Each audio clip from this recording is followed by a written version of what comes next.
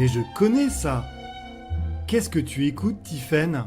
C'est le concerto pour piano numéro 21 en Do majeur, K467 de Mozart.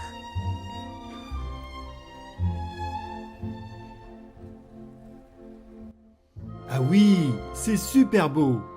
C'est de la musique baroque? Non, pas du tout. Alors, de la musique médiévale? Encore moins. C'est de la musique classique, Thierry. Ah d'accord. Mais la musique baroque, c'est pas de la musique classique? Eh bien, si.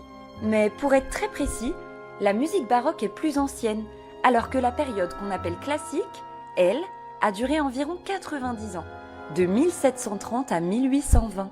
Ça alors, on en apprend tous les jours. Avant, pendant la période baroque, les musiciens avaient plus de liberté. Mais pendant la période classique, tout est plus structuré et équilibré. Je vois. Donc, la musique classique, c'est plus facile à suivre. Oui, exactement. La mélodie, celle qu'on reconnaît tout de suite, est simple, claire et se répète souvent, un peu comme une chanson qu'on adore et qu'on ne peut plus oublier. Ah, donc comme un gâteau bien réussi. Exactement. C'est comme une pâte à crêpes bien lisse, sans grumeaux, juste ce qu'il faut pour que tout soit parfait. J'adore les crêpes. Et je suis sûre que tu vas bientôt adorer la musique classique aussi. Ah, mais attends Tiffaine, c'est qui ces grands noms de la musique classique? Alors, il y a Joseph Haydn, Mozart et Beethoven, surtout à Vienne, en Autriche. Ce sont des génies qui ont marqué la période classique. Ils ont un style musical commun, et c'est ce qu'on appelle la première école de Vienne. Tu veux me faire écouter quelque chose? Bien sûr, écoute ça. C'est la symphonie numéro 3 héroïque? Bravo, c'est Beethoven. Beethoven, je connais. Il a écrit des trucs incroyables, non? Oui, c'est un génie. Il est devenu de plus en plus sourd, mais ça ne l'a pas empêché de créer des œuvres impressionnantes. Il a écrit 9 symphonies, 5 concertos pour piano, des sonates. Un vrai révolutionnaire. Mais c'est dingue. Il a continué à composer malgré ça. Oui, c'est incroyable. Et sa symphonie héroïque, c'est un bon exemple de son côté audacieux.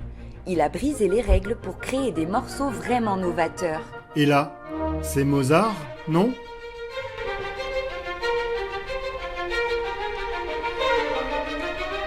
Exact, la flûte enchantée.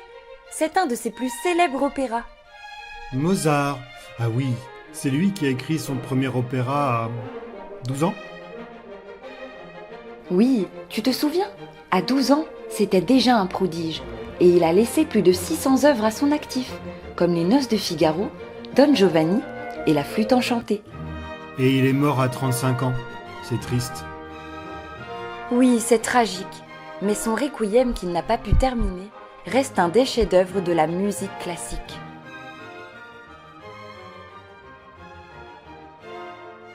Attends, Tiffaine, je veux tester ta culture musicale. Écoute ça.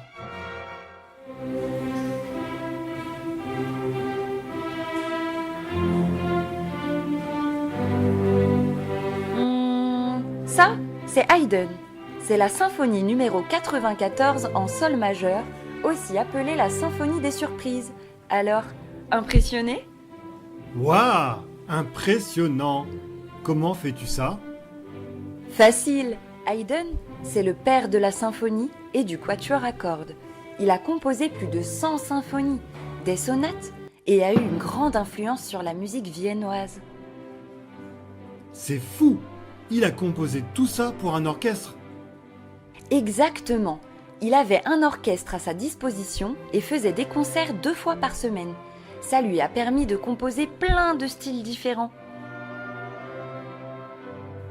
Super intéressant. Et tu dis, Tiffaine, qu'il a aussi été remarqué à Londres plus tard dans sa vie?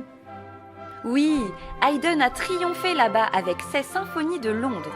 C'était la cerise sur le gâteau.